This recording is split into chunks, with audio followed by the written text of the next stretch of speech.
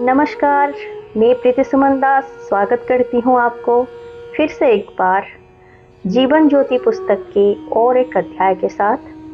आज का अध्याय का विषय वस्तु है जीवन का आनंद। तो चलिए सुनते हैं आज का अध्याय।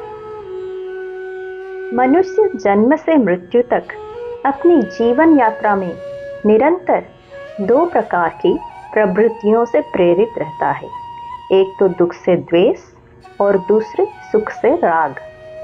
वह अरुचिकर वस्तुओं और प्रतिकूल वातावरण से दूर भागता रहता है तथा रुचिकर और अनुकूल की ओर आकर्षित होता है। वस्तुएं और परिस्थितियां संसार में सदा बदलती रहती हैं, इसलिए मनुष्य सुख की अनंत खोज में सदा व्यस्त रहता है। उसे प्राप्त करने में सभी लोग भिन्न भिन्न उपायों का प्रयोग करते हैं, किंतु लक्ष्य सबका एक ही है।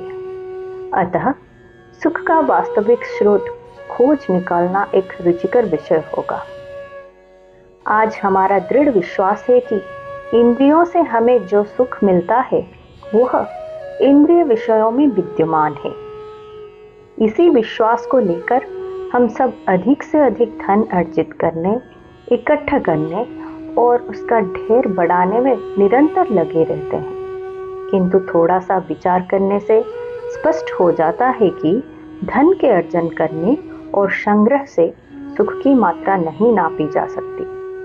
हम जीवन के उन दो विरोधी दृश्यों में भली भांति परिचित हैं, जहां एक और एक करोड़पति अपने शाही कक्ष में बैठा रो रहा है और दूसरी ओर एक जीर्ण वस्त्रधारी किसान अपनी गरीबी में भी मस्त गा रहा है। इसके अतिरिक्त यदि सुख इंद्रिय विषयों में ही निहित है तो हर व्यक्ति को वे विषय पाकर समान मात्रा में सुख मिलना चाहिए। स्पष्ट रूप में यह बात सत्य से बहुत दूर है। उदाहरणार्थ, एक सिगरेट से किसी व्यक्ति को सुख और संतोष मिलता है, किंतु दूसरा व्यक्ति उससे चिढ़कर पागल हो उठता है। एक ही वस्तु से एक व्यक्ति को संतोष और दूसरे को चिढ़ क्यों होती है? यह मूलभूत प्रश्न उठता है कि वस्तुतः सुख क्या है। सावधानी से विश्लेषण करने पर ज्ञात होता है कि मनुष्य का सुख पूर्ण रूपेण उसकी व्यक्तिगत वस्तु है। उसकी मानसिक स्थिति और उसके द्वारा अनुभव सुख या दुख का स्पष्ट संबंध दिखाई देता है। मन क्षुब्ध होने पर दुख का अनुभव होता है और उसके शांत होने पर सुख का। अतः सुख को किसी व्यक्ति की मानसिक शांति से ही नापा जा सकता है। मनुष्य प्रकृति के सर्वोत्कृष्ट रचना होने के कारण अपने निकट के वस्तुओं पर आश्रित हुए बिना अपने मन को शांत रखने की क्षमता रखता है, किंतु इस समय उसकी यह शक्ति प्रसुप्तावस्था में है।